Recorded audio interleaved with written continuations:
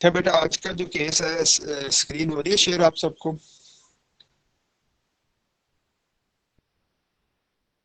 Screen जी share हो sir, हो रही रही है? है। जी सर हो रही है। चलो, 2016 का ये केस है, SCMR पेज नंबर 108। तो ये है right of fair trial. Fair trial के मतलब किसी के ऊपर अगर कोई केस बने तो उसके ऊपर जो है उसको ये मौका मिले कि वो अपनी मुकम्मल जो है वो तरीके से अपने आप को डिफेंड कर सके। जैसे हमने लास्ट लेक्चर में पढ़ा था। अब जब हम फैसले पढ़ रहे हैं बेटा, इसमें जरा अब आपको थोड़ी सी जो एप्लीकेशन ऑफ लॉ है उसकी थोड़ी अंडरस्टैंडिंग जो है वो मैं देना चाह रहा हूँ। जैसे लास्ट लेक्चर में हमने पढ़ा था एक्सेस टू जस्टिस, इंसाफ की फरहमी जो है वो हर एक का बुनियादी हक है। एंड और उसी के लिए राइट टू रिप्रेजेंट कौंसल भी है कि आप अपने लिए जो है वो वकील भी कर सकते हैं। तो लेकिन जब उसकी हम एप्लीकेशन देखेंगे इस लॉ की, इस प्रोविजन की जो कि एक फंडामेंटल राइट है, तो इसकी एप्लीकेशन डिफरेंट प्रोसीडिंग्स में डिफरेंट है। जैसे लास्ट लेक्चर में अगर मैं थोड़ा सा रिपीट कर दूं उसमें, तो वो जो हमने डिस्कस किया था बेटा, डिसिप्लिनरी प्रोसीडिंग्स को डिस्कस किया था। तो नो डाउट जब सुप्रीम कोर्ट रूल 15 के तहत बैठी हुई थी, सुप्रीम कोर्ट एस्टेब्लिशमेंट रूल्स, तब उसकी जो जुरिस्डिक्शन थी वो डिफरेंट है। लेकिन जब वो आर्टिकल 184 के तहत बैठेगी तो फिर उसकी जुरिस्डिक्शन डिफरेंट है और वाइड जुरिस्डिक्शन है, और उसमें हर तरह के जो प्रोविजंस हैं CRPC की और CPC की, कानून शहादत की, सिविल प्रोसीजर कोड की, क्रिमिनल प्रोसीजर कोड की, लॉ ऑफ एविडेंस की, वो कॉन्स्टिट्यूशनल प्रोविजन सारों की एप्लीकेबिलिटी होगी। लेकिन जब वो सुप्रीम कोर्ट एस्टेब्लिशमेंट रूल्स के तहत अदालत बैठी होगी, जुरिस्डिक्शन होगी उसकी, तो वो थोड़ी डिफरेंट है। और दूसरे वो एक डिसिप्लिनरी प्रोसीडिंग्स थी जो उनका डोमेस्टिक इशू था। तो बहरहाल उधर से जो हमें लॉ पॉइंट वो मिलता है वो यही है कि जो डोमेस्टिक प्रोसीडिंग्स हैं, डिसिप्लिनरी प्रोसीडिंग्स, उसके अंदर राइट ऑफ काउंसिल जो है उसकी ज़रूरत नहीं होती। तो आज का भी जो केस है, that is right of fair trial, जो फंडामेंटल राइट है अगेन किसी भी कॉन्स्टिट्यूशन के अंदर। और ये कॉन्स्टिट्यूशन ऑफ पाकिस्तान का आर्टिकल 10A है कि राइट ऑफ फेयर ट्रायल क्या है। मिसाल के तौर पर अगर एक शख्स के ऊपर कोई इल्ज़ाम लगता है तो फिर उस शख्स को उस इल्ज़ाम को साबित करने के अपने आप को डिफेंड करने के लिए उस इल्ज़ाम के खिलाफ उसको एक प्रॉपर फेयर ट्रायल का जो है वो एक मौका जो है वो मिलना चाहिए। तो ये एक केस है जिसके अंदर एक बंद शख्स जो है वो MCB बैंक के अंदर जो है वो मुलाजिम है, वो उसके खिलाफ केस आ जाता है, उसके खिलाफ एलिगेशन आ जाता है, और 6 बंदे उसके खिलाफ गवाही देते हैं। कितने? 6 विटनेसेस जो है वो उसके खिलाफ गवाही देते हैं। और उन 6 विटनेसेस में से सिर्फ जो पटिशनर है, जो एम्प्लॉई है जिसको निकाला गया, वो 6 मुलाजमीन जिन्होंने उसके खिलाफ गवाही दी, उसमें से सिर्फ एक को क्रॉस एग्जामिनेशन करने की उसको इजाज़त मिलती है।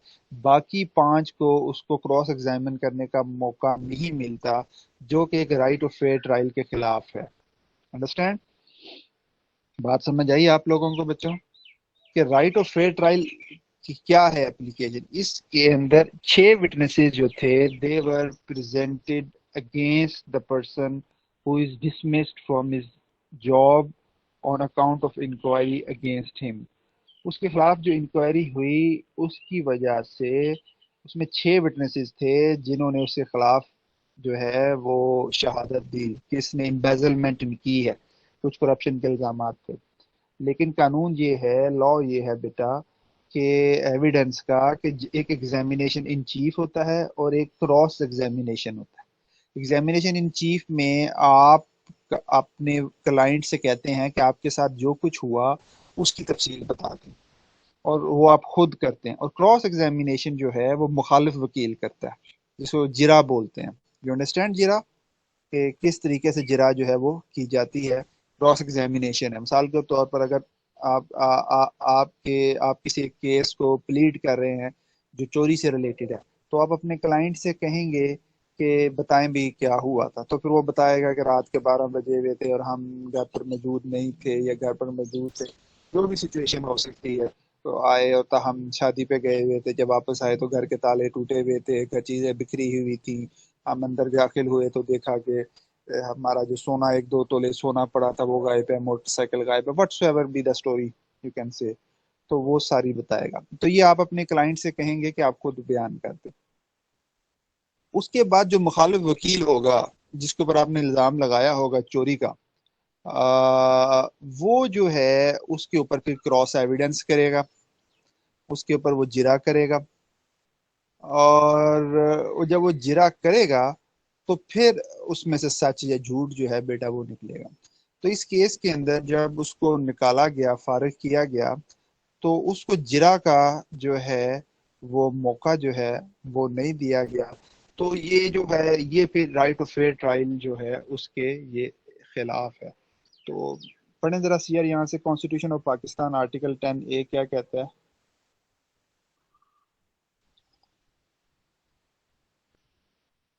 जी बेटा। सर मैं क्वेश्चन कर सकता हूँ? जी बेटा बोलें। जी सर, लीगल सिस्टम में हमने पढ़ा है कि सिविल लॉ सिस्टम में जो क्रॉस एग्जामिनेशन है वो अलाउ नहीं है। जैसे नहीं हमारा ये इधर ऑर्डिनरी कोर्ट्स में जज का इन्फ्लुएंस बहुत ज़्यादा होता है। तो वो जो जरा जरा है वो ट्रायल में होता तो है, लेकिन बहुत ज़्यादा अलाउ नहीं है पार्टीज़ को कि वो दूसरे को यानी ओपोनेंट पार्टीज़ को, राइवल पार्टी को के एविडेंस को पे क्वेश्चन कर सके। यानी जज को आपने या अपोजिंग काउंसिल को आपने क्वेश्चन सबमिट करवाना है और उसने वो क्वेश्चन दूसरी पार्टी से पूछना है। तो ये नहीं क्रॉस नहीं एग्जामिनेशन। नहीं नहीं नहीं नहीं नहीं बेटा, आपने सर ने कोई और बात बताई होगी, आपको समझ नहीं आई होगी। जिरा तो मिसाल के तौर पर एक आप वकील हैं और आपके खिलाफ आपके सामने जो कोई वकील पेश हो रहा है जो आपके मुखालिफ पार्टी का वकील है, वकील जिरा तो उसने करनी है। जैसे आपने उसके क्लाइंट पर जिरा करनी है और उसने उसके क्लाइंट पर जिरा करनी है। जिरा तो वकील ही करता है ना, जज तो जिरा नहीं करते। क्रॉस लेकिन एग्जामिनेशन वकील ही करता है।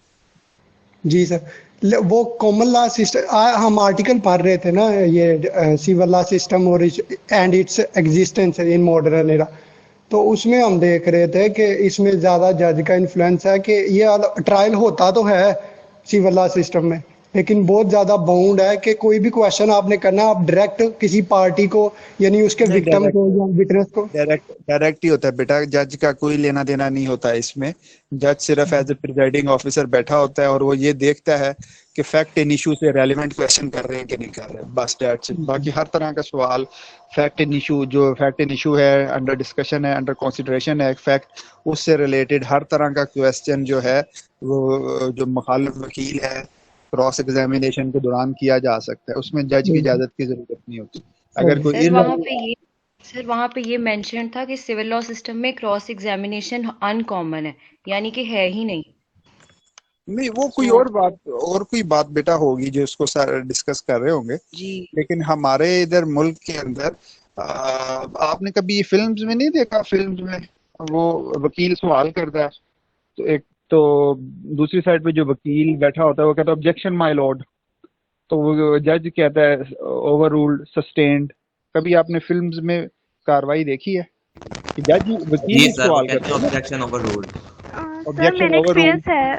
सर मेरा एक्सपीरियंस है इसका। जी। तो वकील बेटा मैं आपने वकील ही करते होते हैं बैठ के, जिरा जो है ना वकील ऑपोजिट वकील ही जिरा एक करता दूसरे है। के। हाँ जी, मैंने ये हाँ। लाइव मैंने ये प्रोसेस देखा हुआ है। आप बता दें, अपना एक्सपीरियंस शेयर कर दें बच्चों के साथ आके वो। यानी कि दो वकील यानी कि बैठे होते हैं तो वो एक दूसरे की पार्टी से ना क्वेश्चन करते हैं, लेकिन जो जिससे क्वेश्चन कर रहे होते हैं दूसरा वहाँ पे मौजूद नहीं होता है वहाँ पर ना। तो जरूरी नहीं मौजूद ना हो, हाँ जी, होता भी है, वो मौजूद होता हो लेकिन भी वो सकता है। उसको लेकिन होते हैं वहाँ पर, लेकिन वो पास नहीं बैठने देते उनको। तो यानी कि लेकिन एक दूसरे के क्वेश्चन।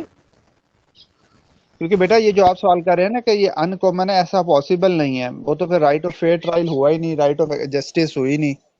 ठीक है, तो वो बड़ा जरूरी है। वो कोई और बात होगी जिसको सर किसी और एंगल से आपको समझा रहे होंगे, वो आपको समझ सर नहीं आई होनी। सर जी। वो सर वो ये भी हो सकता कोर्ट है। सिस्टम कोर्ट सर सिस्टम वो पूरा डिफरेंट है इटली।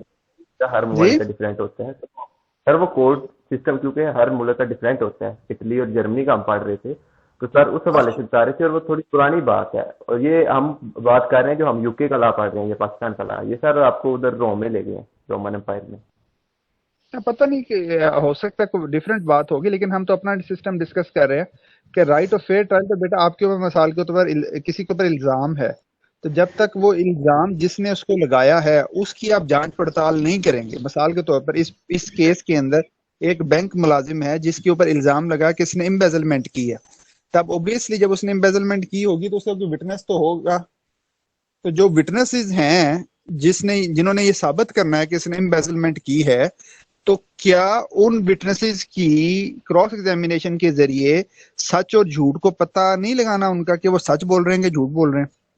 तो सच और झूठ तब बेटा तभी पता लगाया जा सकेगा जब जो वकील है वो एक खुले तरीके से फैक्ट एंड इश्यूज से रिलेटेड रहते हुए हर तरह के सवाल उनसे करेगा, और जज जो है उसकी ये ड्यूटी है कि फिर उन क्रॉस एग्जामिनेशंस को और एविडेंसेस को मद्देनजर रखते हुए जजमेंट दे दे।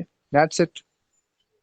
तो ये आप अपने जहन से निकाल दें कि वो हर तरह के सवाल नहीं कर सकते, हर तरह का सवाल होता है और वकील ही करता है, और हर तरह से मेरा मतलब है सर फैक्ट से related. Ji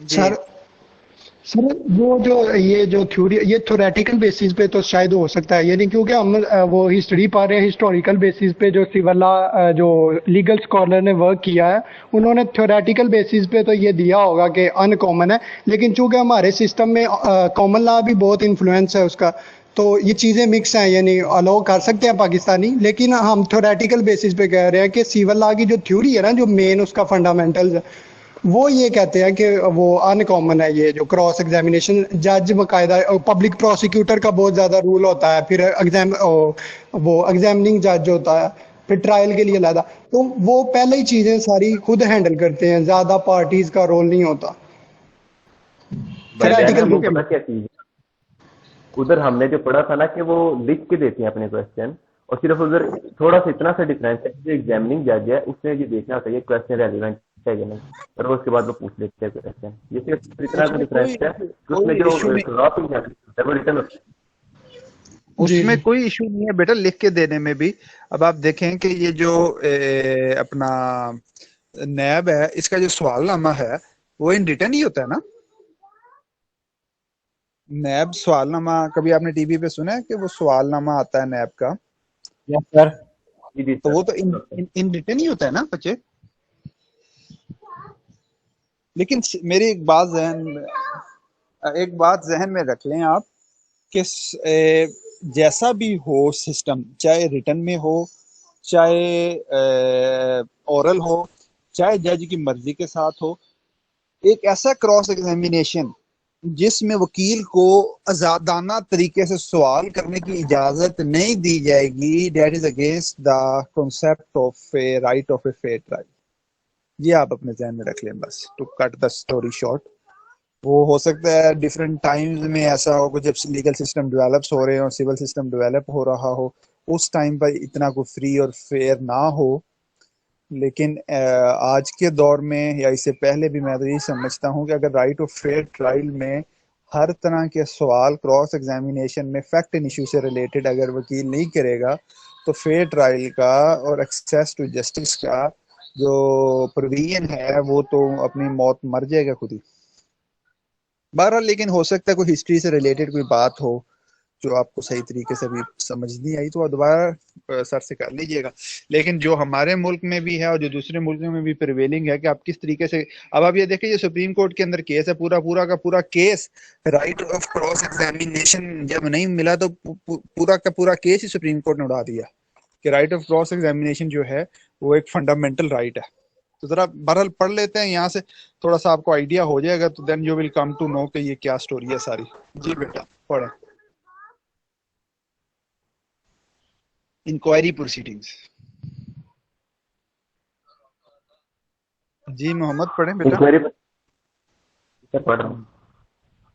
inquiry proceeding witness of workers right of logical examination, right of fair trial, due process of due process of law के कानून का जो ड्यू ड्यू प्रोसेस है ऑफ लॉ है वो कैसे मुकम्मल होता है राइट ऑफ फेयर ट्रायल में? जी worker Worker affords opportunity to cross-examine witness during inquiry. Effect worker not dismissal order afforded of worker. Worker worker जो आगे लिखा सर वर्कर के ये आगे जो लिखा वर्कर के आगे लिखा हुआ जी सर नॉट वो तरह कट गया worker not afforded afforded opportunity to cross examine not witness during inquiry worker के आगे नॉट लिख लें ताकि आपको सारा वो सर ये पूरा पेज ही कंप्लीटली चेंज हुआ तो काइंडली खुद रीड कर दें आप। वर्कर नॉट अफोर्डेड अपॉर्चुनिटी कि उसको अपॉर्चुनिटी नहीं मिली to cross examine witnesses during inquiry. तो ये एक क्वेश्चन है कि worker not afforded opportunity to cross examine witnesses during inquiry कि वो विटनेसेस जो वर्कर के खिलाफ पेश हुए जिन्होंने ये कहा कि इसने एम्बेजलमेंट की उनकी क्रॉस एग्जामिनेशन नहीं हुई। तो इसका इफेक्ट क्या है?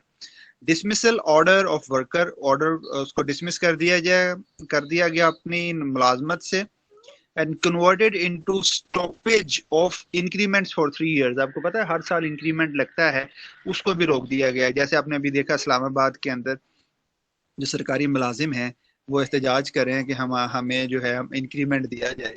तो ये ऐसा ही इंक्रीमेंट है कि उसको मुलाजमत से भी बरतरफ कर दिया गया और साथ में उसका जो 3 साल का जो इंक्रीमेंट था सैलरी में जो इजाफा था उसको भी जो है वो स्टॉप कर दिया गया। Worker who was performing his duty as a cashier at a bank was dismissed from service on account on the allegation of embezzlement and misappropriation। Worker जो कि कैशियर था बैंक में, आप देख जाते हैं बैंक में तो वहां पर कैशियर की जॉब आपने देखी होगी। He was dismissed from the service on the allegation of embezzlement। उसके ऊपर इल्जाम लगा कि उसने पैसों में हेर फेर की है, अमानत में खयानत की है, मिसअप्रोप्रिएशन। तो जब ये केस लेबर कोर्ट में गया क्योंकि वो मुलाजिम था तो केस जो है वो लेबर कोर्ट में जाना था। तो labour court ordered worker restatement in service on the ground that during the inquiry proceedings conducted by the employer bank 6 witnesses produced but the worker was allowed to cross examine only 1 witness। तो जो labour court थी उसने इस बुनियाद के ऊपर उसको दोबारा रीइंस्टेट कर दिया कि जो 6 विटनेसेस जिन्होंने उसके खिलाफ गवाही दी कि इसने एम्बेजलमेंट की उसमें से सिर्फ एक का मौका उसको मिला क्रॉस एग्जामिन करने का। तो जब ये केस दोबारा appellate tribunal maintain the restatement order pass by the labour court but order stoppage of workers increment for 3 years. और जब ये मैटर लेबर कोर्ट से अपीलेट ट्रिब्यूनल में गया तो उसने भी उसकी रीस्टेटमेंट बरबर बहाल रखी, लेकिन 3 इंक्रीमेंट्स जो हैं वो 3 इनकी जो इंक्रीमेंट्स थे उसके 3 साल के वो स्टॉप कर दिए। तो जब ये मैटर हाई कोर्ट में गया लेबर कोर्ट से अपीलेट ट्रिब्यूनल से हाई कोर्ट, तो high court maintain ordered by the appellate tribunal. High court ने भी अपीलेट ट्रिब्यूनल का ही ऑर्डर जो है बेटा वो बरकरार रखा। अब वैलिडिटी क्या है इस सारे की? Pursual of the record revealed that the worker had not been afforded reasonable opportunity of defending himself, as it was evident that 6 witnesses were produced during the inquiry, but the worker was afforded the opportunity of cross-examining only 1 witness. Opportunity of fair trial had not been afforded to the worker, but by depriving him his right of cross-examination of witness as such could be held that principles and the procedures of the process of law and fair trial had not been followed which were against the principles of the natural justice। अब ये जो बच्चे इधर आप में से कोई सवाल कर रहा था सिविल सिस्टम के ऊपर भी और लीगल सिस्टम के ऊपर भी, तो ये जो लाइन है जो एक सुप्रीम कोर्ट की जो अथॉरिटी है उसके अंदर लिखी हुई है, तो ये क्रक्स है किसी भी सिस्टम के अंदर। अगर आप करंटली बात करें, मुझे हिस्ट्री में भी ऐसा ही होगा, लेकिन हिस्ट्री को अगर आप छोड़ दें फिलहाल, तो अभी आप देखें कि ये क्या लिखा हुआ है, इसकी एक वर्ड जो है उसको अगर आप फोकस करें, opportunity of a fair trial, कि फेयर ट्रायल कब मुकम्मल होगा। Had not been afforded to the worker को फेयर ट्रायल नहीं दिया गया, by depriving him his right of cross examining the witness, कि उसको डिप्राइव कर दिया गया क्रॉस एग्जामिनेशन से विटनेसेस के। As such could be held the principles and the procedures of the due process of law as fair trial had not been followed, कि जब ये ऐसा किया गया तो due process of law and principles had not been followed which were against the principles of the natural justice, जो natural justice के principles के खिलाफ है। Understand, जो principles of natural justice and that is same all over the world. The Supreme Court maintained order passed by the Appellate Tribunal and the High Court and observed that it was the prerogative of the management of the employer bank to decide the designation, posting of the worker in accordance with their norms and indoor management. तो supreme court ने वही फैसला जो है वो बरकरार रखा। अब नेक्स्ट है सेक्शन 6 है general clauses act, enactment repealed by any central act, effect of repeal scope. Section 6 जो है जनरल क्लॉजेज एक्ट का operated in such a manner that it allowed for the effect of enactment repealed by any central act to continue even after such repeal. Section 6 जो General Clauses Act did not call for the revival or repeal but rather imputed finality to action already taken. मतलब ये है कि अगर कोई कानून repeal हो जाता है तो रिपील होने की तारीख से पहले जितने भी केसेस उस कानून के मुताबिक चल रहे हैं तो वो उसी के मुताबिक चलते जाएंगे। यू गेट द पॉइंट और नॉट? कि मिसाल के तौर पर आप कौन सा कानून पढ़ रहे हैं, कोई आप कंपनीज ऑर्डिनेंस मिसाल के तौर पर, कंपनीज ऑर्डिनेंस 1984 था और अब नया कंपनीज एक्ट 2017 आ गया। अब किसी भी कंपनी के खिलाफ अगर कंपनीज एक्ट 1984 के मुताबिक अगर कोई केस चल रहा है 2017 से पहले तो 17 का जब नया कानून आ जाएगा तो वो जो पुराने केस है वो पुराने कानून के मुताबिक ही चलते जाएंगे। अंडरस्टैंड? कि अगर कंपनीज एक्ट 1984 है, अब नया कंपनी एक्ट आया 2017 में, तो अब पुराना रिपील कर दिया उन्होंने, तो लेकिन 17 से पहले जितने भी केसेस थे वो जो अभी भी चल रहे होंगे, मिसाल को तौर पर कोई केस 16 में फाइल हुआ, 14 में फाइल हुआ और 17 में नया कानून आ जाता है, लेकिन 16 और 17 में जो कानून जो केसेस फाइल हुए वो सारे के सारे कंपनीज ऑर्डिनेंस 1984 के मुताबिक चलेंगे, not according to company act 2017। तो ये रिपील का जो इफेक्ट है। इसके बाद जनरल क्लॉजेज एक्ट जो है, effect of repeal of industrial relation ordinance 2002 scope, grievance application appeal filed under the Industrial Relation Ordinance 2002, repeal of Industrial Relation 2002 by the way of Industrial Act 2008, repeal, you understand, repeal का मतलब होता है खत्म हो जाना। तो industrial जो ordinance था 2002 that was repealed by Industrial Relation Act 2008, मतलब इंडस्ट्रियल जो ऑर्डिनेंस था 2002 उसकी जगह पर नया एक्ट आ गया industrial relation act 2008। During pendency of such grievance application, such application appeal would continue to be governed by the Industrial Relation 2002 in terms of Section 6 of the Clauses Act। समझ आ गया? इसमें जैसे मैंने आपको कंपनीज एक्ट की example दी, ये क्योंकि हमारा ये केस इंडस्ट्रियल रिलेशन से एक्ट है, से रिलेटेड है, तो इंडस्ट्रियल से रिलेटेड पहले जो कानून थे वो था industrial relation industrial relation ordinance 2002, लेकिन ये बाद में जो है वो चेंज होके नया कानून जो आया वो 2008 में आया इंडस्ट्रियल रिलेशन एक्ट 2008। तो उन्होंने यही कहा कि जो प्रोसीडिंग्स ऑर्डिनेंस 2002 के तहत चल रही हैं वो वैसे ही कंसीडर होंगी कि जैसे ये 2008 के तहत है। ठीक है बेटा, इसमें कोई क्वेश्चन है तो मेरे साथ डिस्कस कर लें।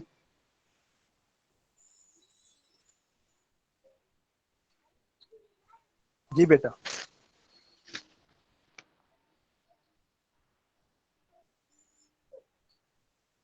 नहीं तो फिर हम इसकी जजमेंट,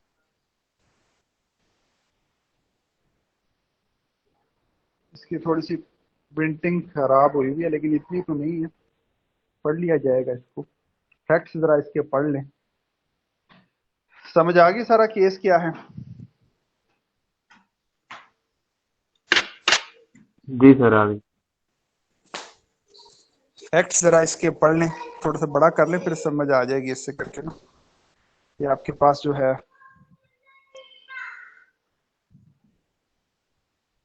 फैक्ट्स जरा इसके पढ़ लें, पढ़े जी मोहम्मद, जरा फैक्ट्स पढ़ें। बड़ा कर दूं कि ऐसे ही ठीक है? जी सर। हाँ? सर ऐसे ठीक है, वो खुद ही हो जाएगा। Tenth petition and the respondent number 1 performing his duties as cashier at the petitioner's bank as ये लास्ट है। तो भी एट बैंक कौन सा complaint against him, Complaint against him was received that he was failed to credit on the same day an amount of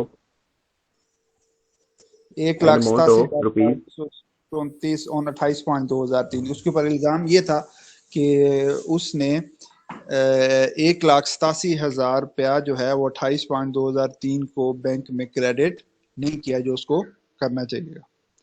ji. After after a proper charge sheet was issued to him on 12/6/2003 and after inquiry he was dismissed from service on 9/8/2003. After dismissal from service he respondent the लिखा हुआ है, the respondent responded served the respondent served a grievance to notice the petitioner to the which was an respondent to any which was responded to and resultantly he filed grievance application under section 46 of the Industrial Relations Ordinance 2002 after before dismissal the from Labour the Court. service, after dismissal from the service, जब उसको नौकरी से फारग कर दिया गया, the respondent जो respondent था, जो मुलाजिम था बैंक का, served a grievous notice to the petitioner, उसने अपना ग्रीवियस नोटिस जो था कि मुझे क्यों फारग किया गया, टू द पिटिशनर उसने बैंक को दिया, विच वाज नॉट रिस्पोंडेंट, इसका बैंक ने जवाब नहीं दिया। एंड रिजल्टेंटली और नतीजतन ही filed a grievous application under section 46 of industrial relation order 2002 before the labour court, Sukkur labour court. तो फिर जब बैंक ने उसकी जो ग्रीवियस एप्लीकेशन है उसको उसने आंसर नहीं किया, तो वो फिर वही एप्लीकेशन लेकर लेबर कोर्ट में चला गया। The said grievance application was allowed by the Labour Court. Labour Court ने उसको अलाउ कर दिया किस तारीख को, 13/10/2005 को, and he was ordered to reinstate in the service without back benefits, और उसको जो है वो अलाउ कर दिया गया। Thereafter, respondent as well as the petitioner challenged the Labour Court judgment before the Appellate Tribunal Karachi, Sindh Labour Appellate Tribunal Karachi, hereafter as a tribunal, by filing their respective appeal. Bank ने भी उसको challenge कर दिया कि आपने इसको reinstate क्यों किया, और जो मुलाजिम था उसने भी चैलेंज कर दिया कि मुझे बेनिफिट्स क्यों नहीं दिए गए, जो मुझे 3 साल जितनी देर में अगर डिसमिस रहा हूं तो मुझे मेरे बेनिफिट्स तो मिलने चाहिए थे। The respondent in the appeal had assailed denial of back benefits, whereas petitioner in the appeal had assailed reinstatement of the respondent। ठीक है, दोनों ने अपने अपने जो मौकफ हैं उनको लेकर वो चले। The tribunal और ऑर्डर आया उसका ट्रिब्यूनल को 27/2/2012 को dismiss the appeal of the respondent for the non-prosecution, and whereas the appeal of the petitioner was disposed of with a modification that the dismissal order was converted into stoppage of increment for 3 years। तो उसका जो dismissal का जो order था that was converted into stoppage of increment for 3 years।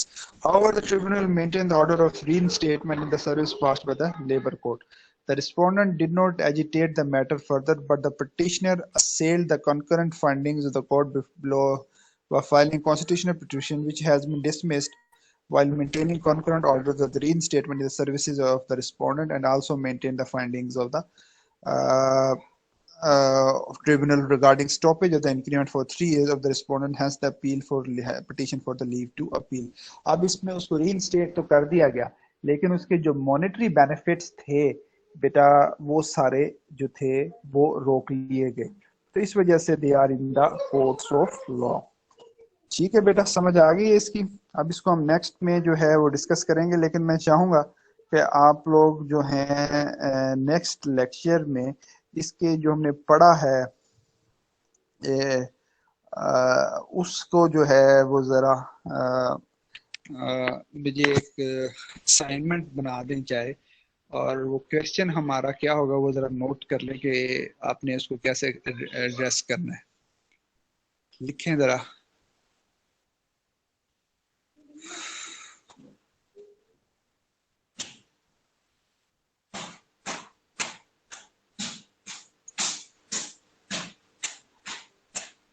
Ji sir लिखूंगा। जी, keeping in mind the due process of law, keeping in view the due process of law, how will you evaluate the worker's right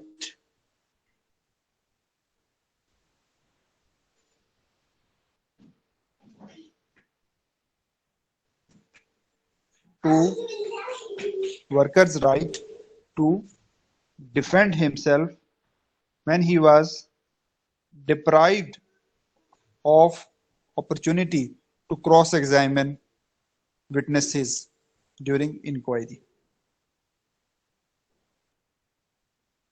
इसके ऊपर आप एक assignment बनाएं। When he was deprived When he was deprived of cross-examination of witnesses during inquiry. Keeping in mind or keeping in view the due process of law, how will you evaluate a worker's right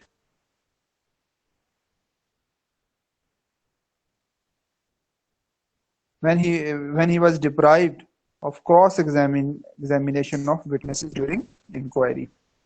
दोबारा आप जरा सवाल पढ़ दें मोहम्मद, क्या